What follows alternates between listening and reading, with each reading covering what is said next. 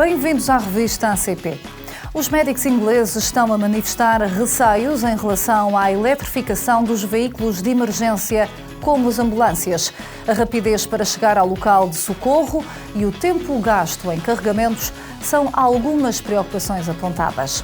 Seguindo a tendência, Portugal também vai avançar nesse sentido e renovar a frota de emergência com carros híbridos e elétricos.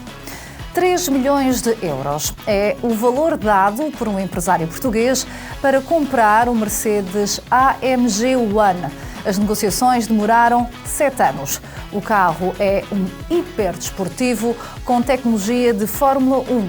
Foram feitos apenas 275 exemplares. Também é desportivo, mas de outro segmento. Nesta edição vamos pôr as mãos no volante do regressado Alfa Romeo Giulia Competizione. A fechar, olhos postos no BP Ultimate Rally Raid Portugal, de 2 a 7 de abril. As estrelas que aceleraram no Dakar vão estar nesta prova do ACP. É a única do Campeonato do Mundo realizado na Europa. São estes os destaques desta semana. ACP Revista, com Ana Filipa Nunes.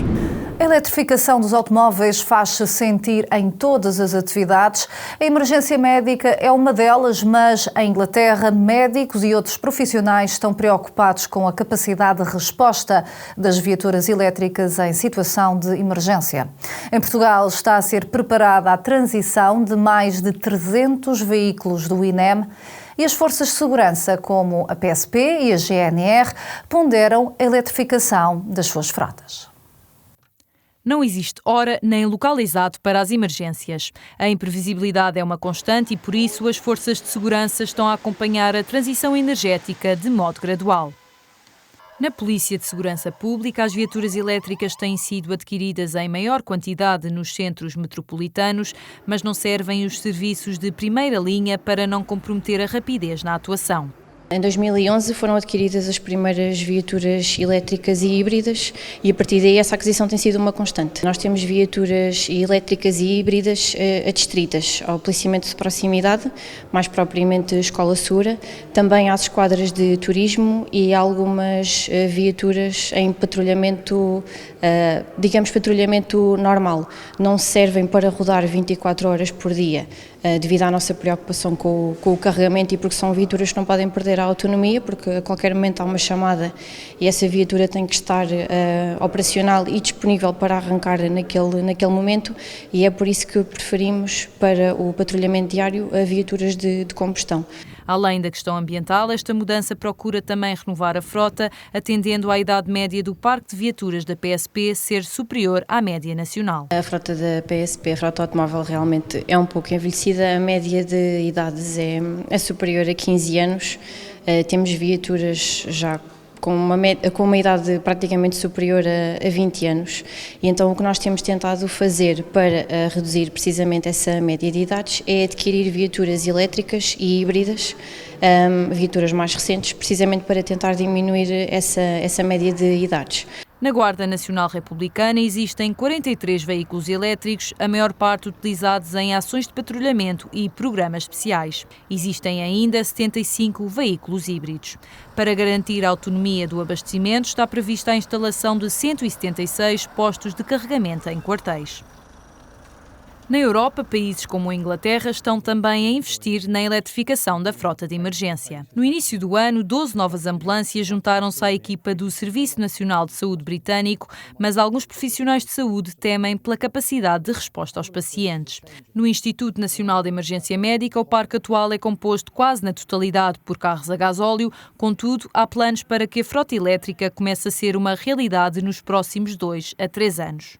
Prevê-se que até 2026 vamos adquirir 3 ambulâncias 100% elétricas e vamos adquirir 3 viaturas médicas também 100% elétricas. Iremos também adquirir viaturas médicas híbridas e outros tipos de veículos, nomeadamente os veículos de transporte. Pela primeira vez iremos ter um concurso plurianual com uma grande renovação da nossa frota.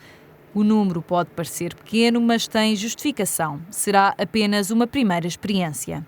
A perspectiva é nós começarmos aqui por testes em zonas mais urbanas. Isto porquê? Porque apesar de toda a tecnologia ainda que está neste momento em grande expansão nas baterias elétricas, este tipo de veículos, estamos a falar de furgões no caso das ambulâncias, ainda tem uma autonomia relativamente residual de cerca de 100, 200 km. Quando nós pensamos numa ambulância, temos que pensar não só no motor, mas também de tudo o que é o funcionamento da nossa célula sanitária.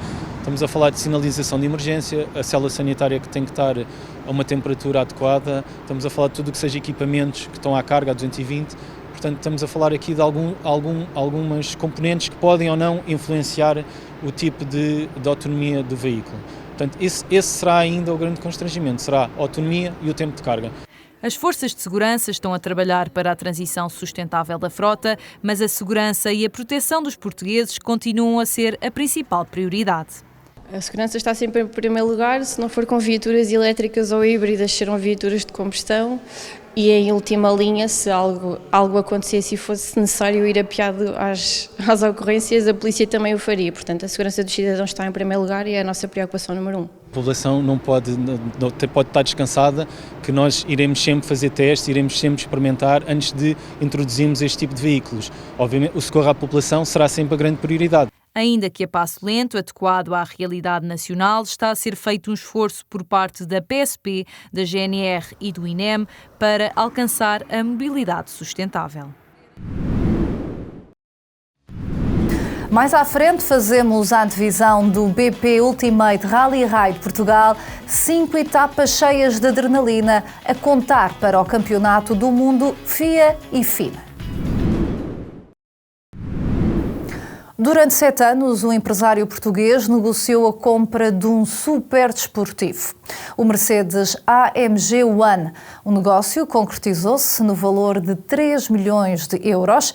Este modelo, com poucos exemplares no mundo, é exclusivo em Portugal. Os grandes negócios surpreendem-se sempre. Trazer o AMG One para Portugal, o super desportivo da Mercedes, custou 3 milhões de euros. Foi quanto pagou o empresário do Norte, causando desde logo muito burburinho quando se soube do valor. E ainda que o mercado automóvel já tenha conhecido valores mais altos de negócio, não deixa de ser um número que impõe respeito. O enredo que antecedeu a compra há 7 anos também gerou muita curiosidade. Na Suíça deu-se o primeiro passo do negócio. A intenção de compra foi escrita e assinada em papel, mas ver mesmo o seu futuro carro só aconteceria em Frankfurt em 2019 e ainda sob a forma de um protótipo, o Project One. Só no início de 2023 é que saiu a primeira unidade da linha de montagem. Rui Sampaio, vendedor do grupo C. Santos, foi interveniente na negociação. É um caso raro, inclusivamente é o primeiro hipercarro feito pela Mercedes. Por si só, já é um caso raro. Ainda para mais, quando estamos a falar de uma coisa que nunca ninguém tentou fazer, que é pôr um carro de Fórmula 1 em condições de andar na estrada. O Mercedes One é o primeiro carro que sai das pistas da Fórmula 1 para as estradas do dia-a-dia. Foi concebido para celebrar os 50 anos da AMG. Ele foi mostrado para toda a gente em Frankfurt, pelo Dieter Zetscher, que na altura ainda era o responsável máximo da Mercedes, e pelo Lewis Hamilton, que foi, portanto, também uma das pessoas também responsáveis por picar um bocadinho a Mercedes para fazer este carro e naturalmente ele como piloto de Fórmula 1 acabou por ajudar inclusivamente em afinações e no próprio projeto. O AMG One replica a tecnologia de um Fórmula 1 num automóvel homologado para a circulação cotidiana. O motor é de combustão, um V6 turbo de 1.6 litros, apoiado por 4 propulsores elétricos. Foi desenvolvido e produzido em Brixworth pela equipa responsável pelos motores dos monolugares da equipa Mercedes. A potência total chega aos 1063 cavalos. É uma coisa única e em termos de condução, também o carro tem 5 modos de condução, 3 deles para a estrada normal, mas tem depois 2 modos de condução para a pista. Foram produzidas apenas 275 unidades do AMG One e estão a ser entregues em diversos pontos do globo. Se vir este hiperdesportivo nas estradas, não se surpreenda. É o futuro em 4 rodas e possivelmente a grande velocidade. A Alfa Romeo fez regressar ao mercado o Giulia Competizione. O modelo manteve as linhas suaves, mas surpreende com o espaço interior. Vamos conhecê-lo.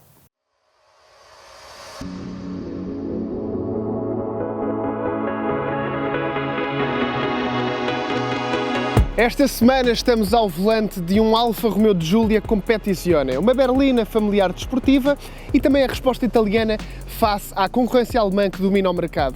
Vamos conhecer este carro em especial.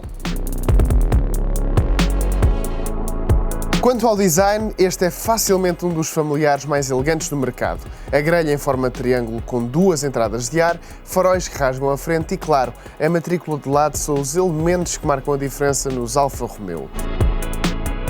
Mede 4,64 m de comprimento, tem 2 metros de largura e apenas 1,45 m de altura. Ou seja, é um carro largo, o que lhe confere muita presença na estrada.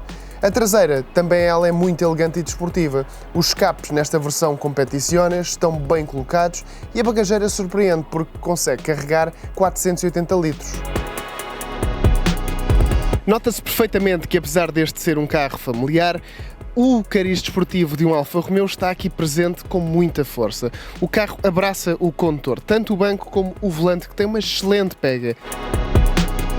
Tem os mais variados assistentes à condução, como o Cruise Control ou o Lane Assist. O painel de instrumentos está muito bem colocado à nossa frente e o volante tem um bom recorte que lhe dá uma visibilidade excelente.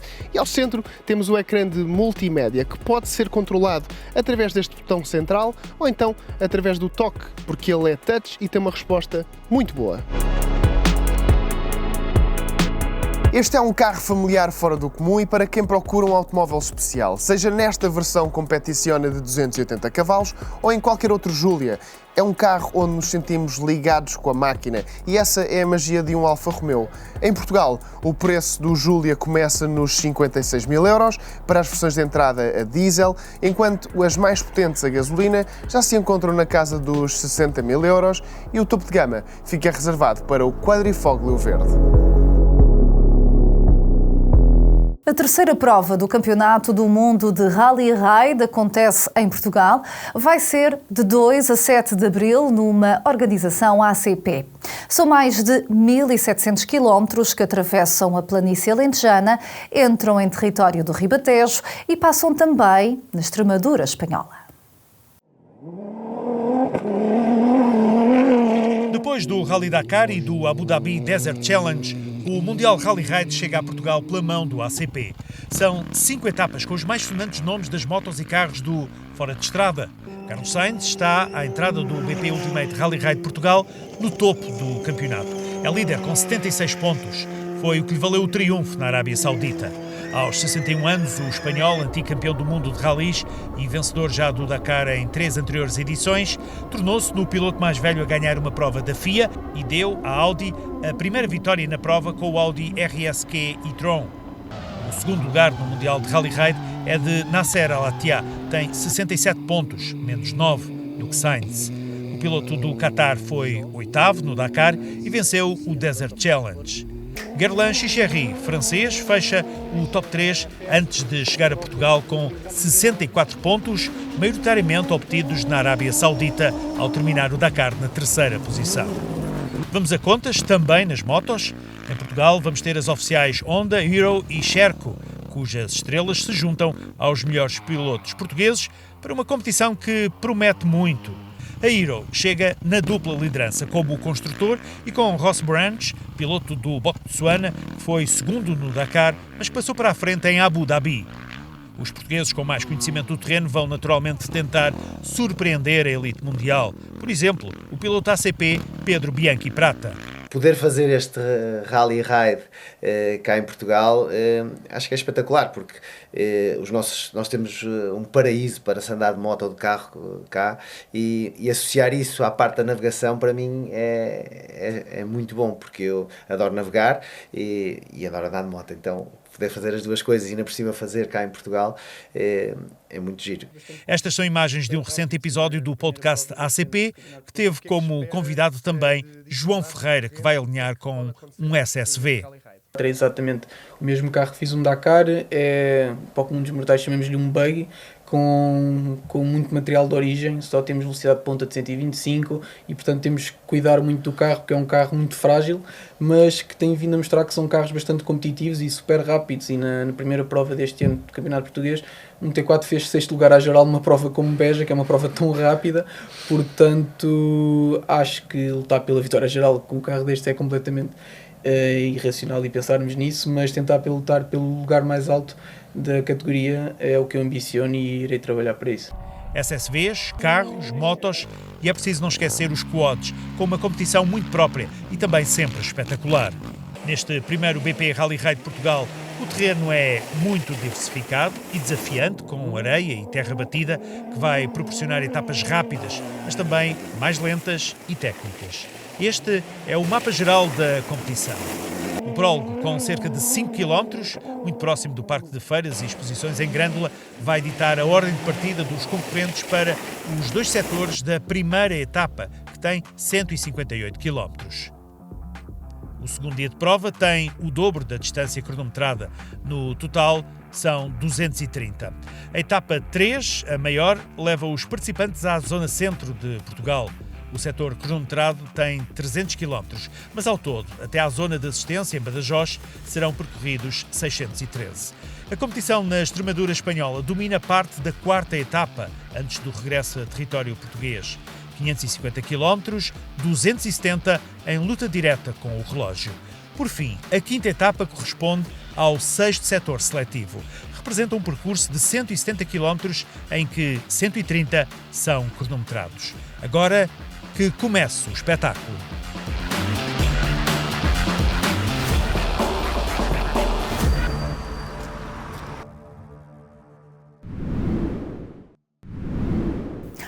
Além do Rally Raid, temos a terminar esta revista outras sugestões de agenda para esta altura do ano, em que muitos estão de férias da Páscoa.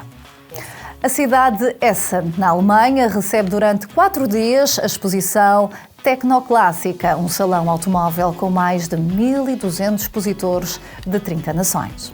A 4ª corrida da época da Fórmula 1 vai acontecer na lendária pista de Suzuka, uma das favoritas de muitos pilotos.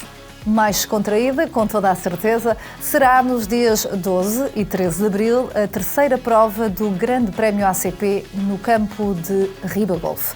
É sempre uma experiência para os amantes do golfe jogar nesta harmonia com a natureza bem próximo de Lisboa. É assim que fechamos esta revista ACP. Já sabe, conto consigo para a próxima semana. Até lá!